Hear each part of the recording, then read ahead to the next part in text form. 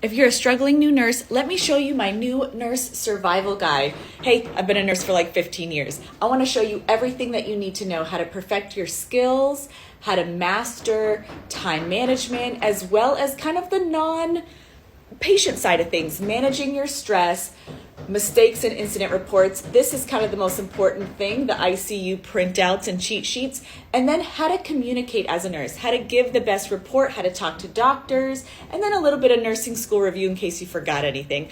I'm going to make you the most confident nurse. Specifically for ICU nurses and step-down nurses, here's kind of a printout from the course where it's like an arterial line setup. How do you set it up? Why do we have it? What are the waveforms, look like and what they should look like, as well as some troubleshooting and how to zero it out and everything.